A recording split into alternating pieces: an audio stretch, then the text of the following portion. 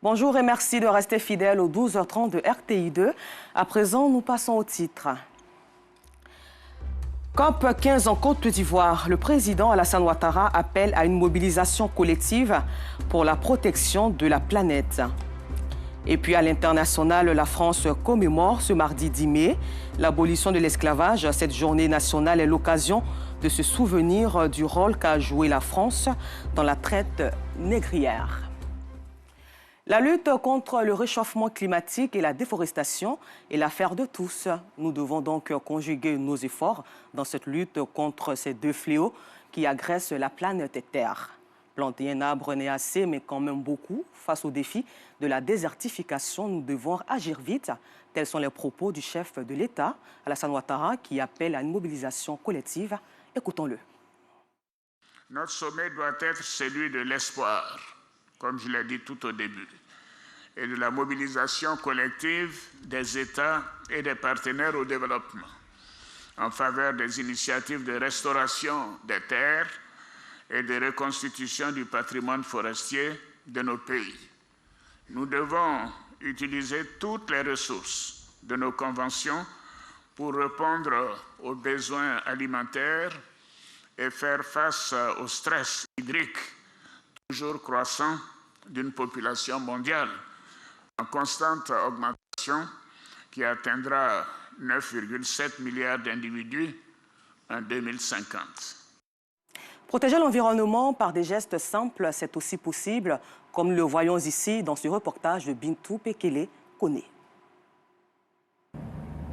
Milka découvre le vélo électrique pour la première fois à la COP 15. Curieuse, elle veut l'essayer.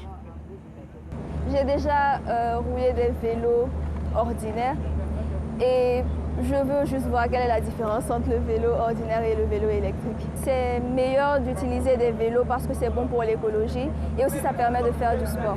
Je veux contribuer à sauver notre environnement, bien sûr. Comme Milka, ils sont nombreux à être attirés par ces vélos disposés juste à l'entrée du Sofitel Hôtel Ivoire. Ces vélos sont les seuls moyens de mobilité sur le site de la COP 15. Mais il faut d'abord s'inscrire sur une plateforme en ligne pour pouvoir monter à vélo. Et vous venez sur nos points service à vélo pour pouvoir choisir un vélo que vous voulez. Et c'est une initiative qui est soutenue par le PNUD et toutes les agences des Nations Unies. Le vélo est le moyen de transport par excellence qui ne pollue pas. Donc se déplacer à vélo, c'est très bon pour l'environnement, c'est sustainable, c'est éco-friendly et surtout, c'est un bon impact sur notre santé. C'est une initiative Green Tech. On a lié l'environnement et la technologie. Si l'idée est de réduire l'impact carbone, ces vélos font du bien aux agents en service. Depuis que ça a commencé, j'ai fait tellement de va-et-vient par jour. Je peux faire 6 km de marche. Donc avec le vélo, ça me facilite la tâche. Parce que j'ai des stands qui sont un peu séparés, donc j'ai fait le tour pour voir comment ça fonctionne.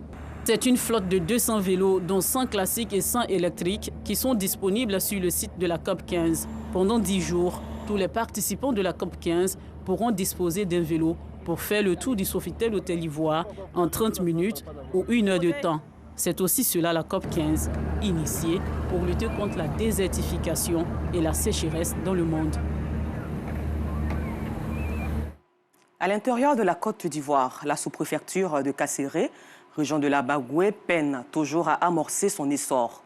3 grands maux plombent le développement de la localité, notamment les coupures régulières d'électricité, accès difficile à l'eau potable et des routes impraticables.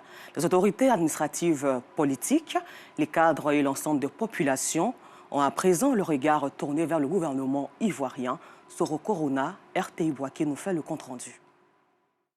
Ouattara Siaka, ferronnier à Kasséré, région de la Bagoué, travaille constamment avec l'électricité. Malheureusement, la localité connaît des coupures régulières d'électricité. Coupure de courant, vraiment, ça nous fatigue ici. Chaque 2 jours, il n'y a pas de courant. Ces coupures continues d'électricité ralentissent les activités économiques à Kasséré. Tu peux dire à un client que, bon, après demain, je viens prendre ton travail. Bon, tu sais, c'est demain, tu allais bien travailler. Bon, le courant est coupé. Comment tu vas faire pour respecter le rendez-vous? Toujours à Kasséré, l'eau potable ne coule pas dans les robinets. Avant même, on se levait à 4 heures pour chercher, mais maintenant, là, c'est 3 heures du matin. Pour boire, là, il n'y a pas l'eau. Les puits, là, sont secs. Nous vivons une sorte de rationnement. L'agent de la SODECI nous donne de l'eau selon un programme conçu. Moi-même, sous-préfet, je peux faire souvent 4 jours sans eau, souvent même une semaine. L'électricité et l'eau ne sont pas les seules difficultés vécues par les populations de Kasséré. Les routes d'accès à la ville sont impraticables.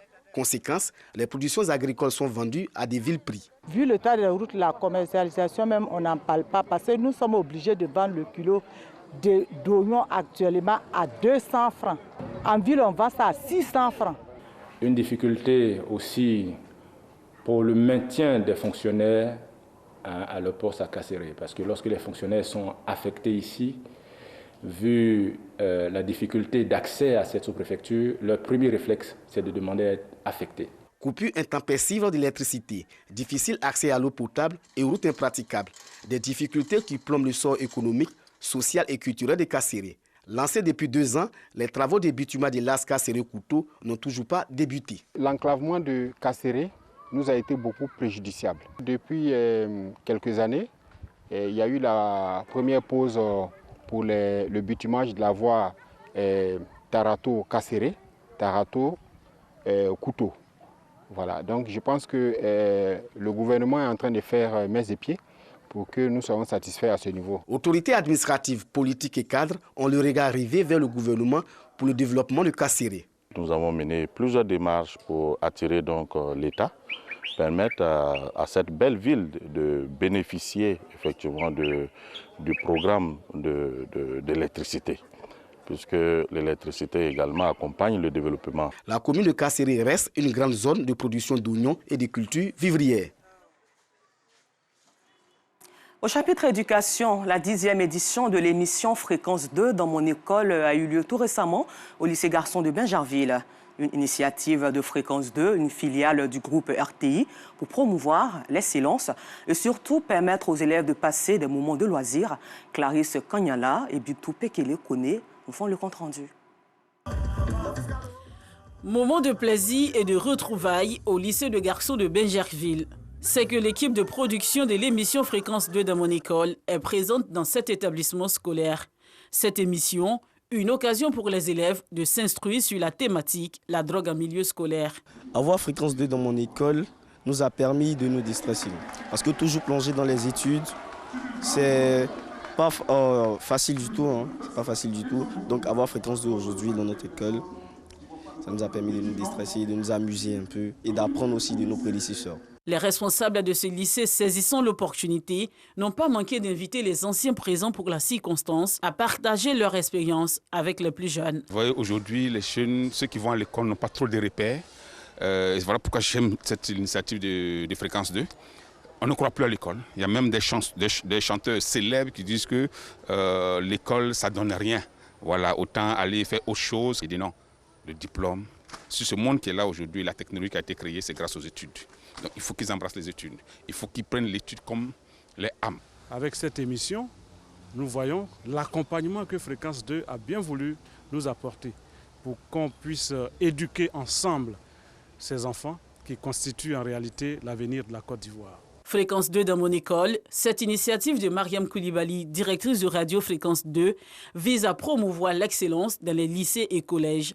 L'objectif principal, c'est vraiment d'encourager les enfants à travailler, raviver l'extrascolaire à l'école pour permettre aux enfants de ne pas voir l'école comme une corvée, mais comme un endroit où on peut avoir aussi du plaisir. La directrice de Radio Fréquence 2 du groupe RTI se réjouit de l'accueil réservé à l'équipe de production par les responsables, encadreurs et apprenants du lycée Garçon de Bingerville où a étudié Feu Félix Houphouët-Boigny, premier président de la République de Côte d'Ivoire. La fête de Ramadan continue chez quelques fidèles musulmans. À cet effet donc, le dimanche dernier, des enfants se sont rendus aux eaux et dans des glaciers accompagnés de leurs parents pour vivre un moment inoubliable qu'ils n'ont toujours pas l'habitude de faire en famille. Assitan Diarra et Georgette Ido Fofana nous font revivre cette ambiance bon enfant. À Djamé, quartier bourgeois. Une semaine après la fête de Ramadan, Assetou et sa sœur se préparent pour le glacier en compagnie de leurs frères et sœurs. Je sors avec mes petits frères comme c'est la fête. On ira se promener et après on ira au glacier pour prendre des glaces et venir à la maison. Après la préparation, direction le glacier. Une fois au glacier, les sœurs aînées s'occupent de l'achat de glace. Comme c'est la fête, là, on vient laver glace. Donc quand on finit de laver glace, on va passer à la maison. Plusieurs enfants se rendent dans les glaciers le premier dimanche après le Ramadan pour passer de bons moments en famille ou entre amis. Après Adjamé, nous nous rendons dans la commune d'Abobo, précisément aux eaux d'Abidjan. Ici, parents et enfants effectuent une promenade tout en visitant les animaux. Je suis venue regarder les animaux. Je suis venue avec mon petit frère, ma maman. Je suis venue visiter les animaux. Je suis contente de les voir. Aujourd'hui, c'est le dimanche de la fête. On est venu passer le beau temps avec les enfants, la famille. Vraiment, c'était magnifique. Cette année, les visiteurs du zoo ont été agréablement surpris de voir d'autres endroits et moyens de divertissement tels que des salles de jeux, des balançoires, des glaciers et des restaurants. Une initiative de NISA. On a eu l'idée depuis un moment de faire des parcs dans le zoo même. Parce qu'avant, les zoos, c'était un peu différent. Maintenant, ça va, il y a des gens qui ont aimé. Et aussi, tout le monde, il vient, ils sont satisfaits. Les périodes de fête sont les moyens pour certains parents de passer des moments agréables avec leurs enfants dans les glaciers et d'autres lieux de divertissement. En religion, toujours après 2 années successives d'interruption de participation au Hajj 2020-2021 liées à la pandémie à coronavirus, la communauté musulmane de Côte d'Ivoire pourra enfin participer à l'édition 2022 du pèlerinage à la Mecque, a annoncé le directeur général de culte Missamba Bomba au cours d'une conférence de presse le lundi 9 mai à Abidjan.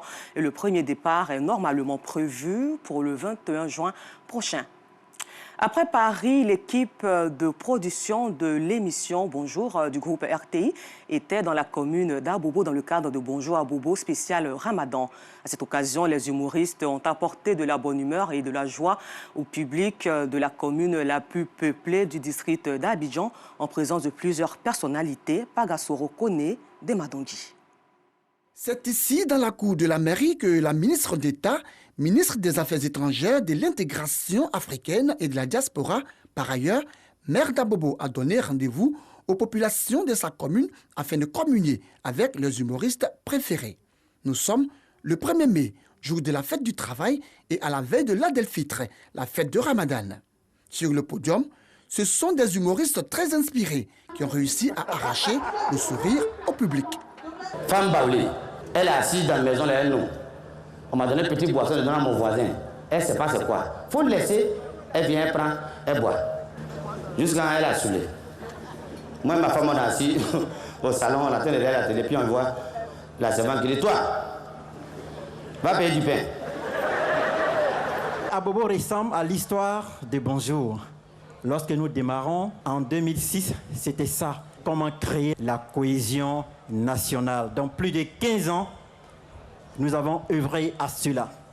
Et le directeur général de la RTI, M. Fosseni Dambélé, me charge de vous dire bonjour à Bobo spécial Ramadan. Marraine de Bonjour à Bobo, Kandia Kamara a tenu à saluer la mobilisation des populations avant de les inviter à la cohésion et à l'union, non sans exprimer sa gratitude au directeur général de la RTI, Fosseni Dambélé. Nous avons voulu faire plaisir à cette brave population d'Abobo avec ces talentueux humoristes.